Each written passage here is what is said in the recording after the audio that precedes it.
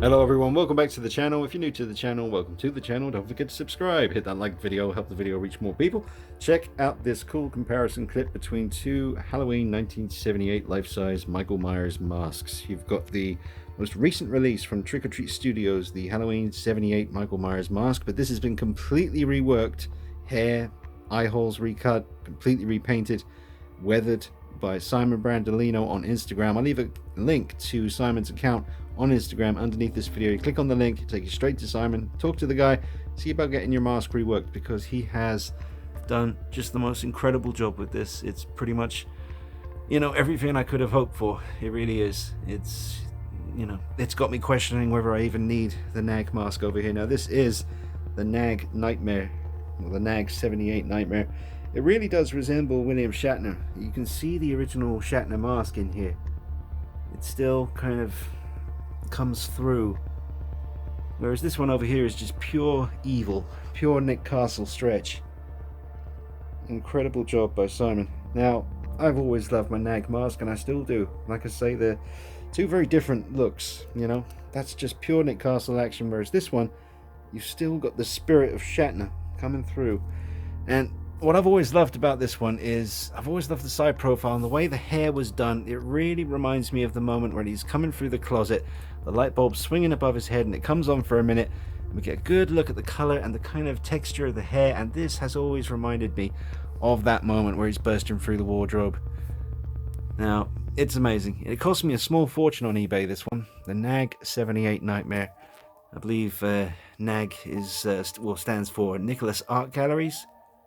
And I know that this one was obviously sculpted by Nicholas. It was probably painted by him, but it might have been painted by someone else. I know it was definitely haired by someone else in the UK. So it's done, it took about 2 or 3 people to create this and get it to look the way it does now. So it's got a great history behind it, and it is a very, very cool high-end mask. And, I've always done videos on this in the past, and people always say in the comments they think it looks incredible. And I intend to hang on to it, but I really do. I'll just sit down for a minute. I really do love the way this new reworked Trick or Treat Studios mask looks. I think Simon did an incredible job with this. Just wanted to shoot the intro with the lights on, and now I'm going to turn the main lights off and turn on this LED over here and that one up there, and we'll get a look in a bit more of a kind of typical Michael Myers kind of lighting situation. But I'd be curious to know what you guys think in the comments section below the video. Okay, here we have both masks in the dark. We have 2 LED lights coming in from either side, creating a nice kind of shadowy, creepy Michael Myers look. Now, I have to say, the eye holes on this mask by Trick or Treat, when Simon rehauled the whole thing, he did recut the eye holes to make them more accurate. The eye holes over here, now that I've got the lights down nice and dark, they don't look as odd as they did in the brightly lit room. The NAG mask is certainly, a fantastic piece, and like I say, the William Shatner likeness still comes through, which kind of creeps me out a bit in its own way, whereas this one, it reminds me of certain moments in the movie for sure. Little turn action for you, and this one over here as well, turn that in the same way and see how that looks. Yeah, very interesting. I mean, they're just so different from each other, based on the same movie. Even the hair type, I mean, this one over here is more of a kind of a frizzy kind of, just more tight to the head, whereas this one's a little bit more, there's a bit more to work with. And I love the way you can see that original kind of blonde hair coming through, but with the sprayed dark, just like they did on the set of the film. It's interesting. I gotta say, the Trick or Treat on the left is calling to me a little bit more than the NAG over here on the right. And let me just turn them the other way. Let me turn them completely, get the side profile for both.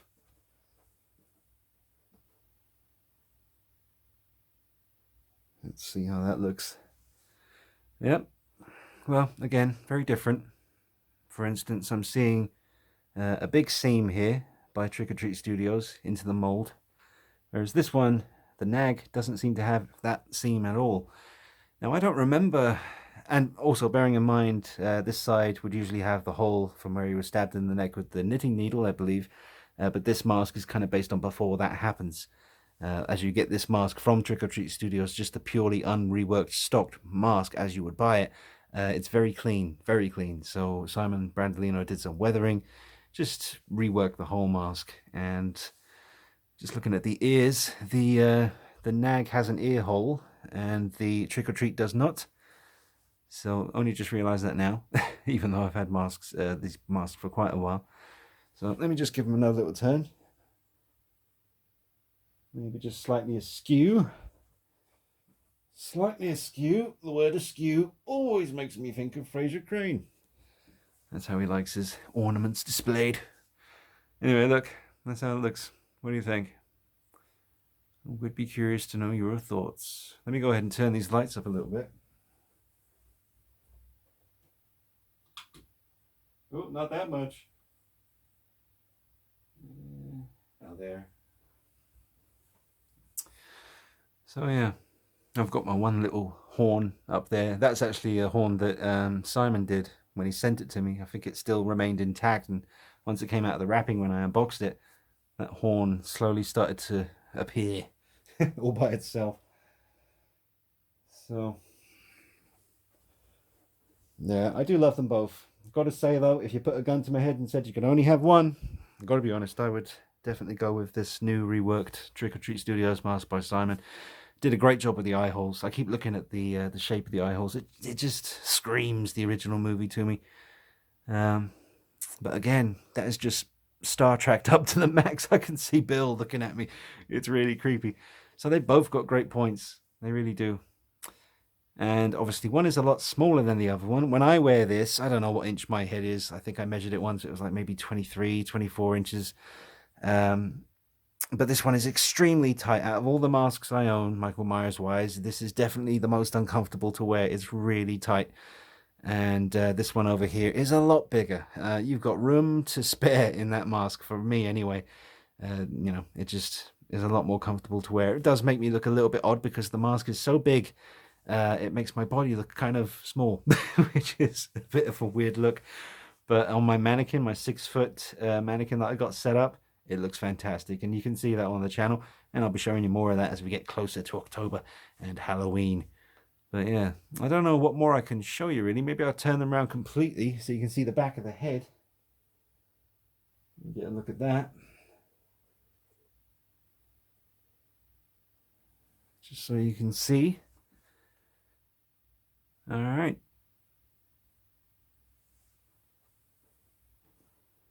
And what I might do before I finish up is just get this one of these lights here and shine it above, because you always want to see in a dark room what these masks look like